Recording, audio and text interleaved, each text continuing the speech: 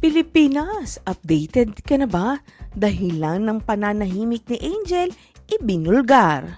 Marami ang nagtatanong kung nasan na nga ba si Angel Locsin since matagal na nating hindi nakikita ang aktres sa kahit anong proyekto or showbiz gatherings man or even in social media.